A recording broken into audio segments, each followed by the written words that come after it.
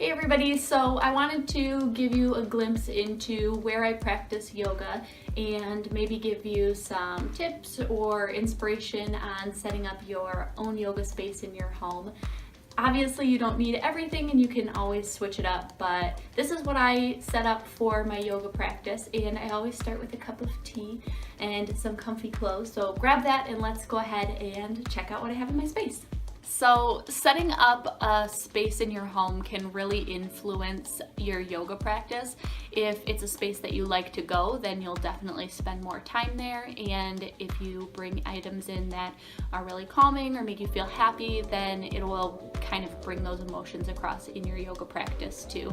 So I always say fill it with things that make you happy, and it doesn't have to be a typical like yoga looking space if that's not what you enjoy. But I'll show you what I have in my space and hopefully you can get a little bit of inspiration from it. First thing you're going to need in your space is your yoga mat. So this is the mat that I use. It's a Manduka brand. I like it because it has really good cushion. It also doesn't slide around when you're practicing. I definitely invested in this mat. It was a little bit more expensive, but I use mine every day. You do not have to spend a ton of money on a yoga mat. Something else that's nice to have in a yoga space is accessories. So blanket, block, strap to help with your yoga practice and different postures, but of course we'll get into the fun stuff later in the video. You don't have to have a yoga blanket, but if you have one, you can use it folded up like this to kind of prop yourself up and sit up on, or I know some people will roll their yoga blankets like this and maybe put it between their knees for a child's pose to make it a little bit more comfortable, or you can even use it as a pillow in Shavasana. Not totally necessary. If you have one, it's really nice, but it doesn't have to be a specific yoga blanket. It can be any blanket that you have around your house.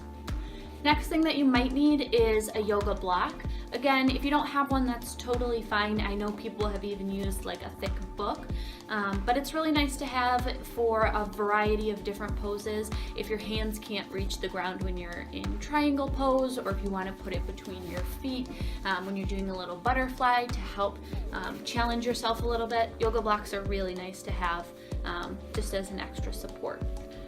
Last prop that might be handy to have is a yoga strap. So you can use a yoga strap for a ton of different things, but specifically if you're having trouble reaching your toes or your arms, you can use this to kind of help deepen a stretch.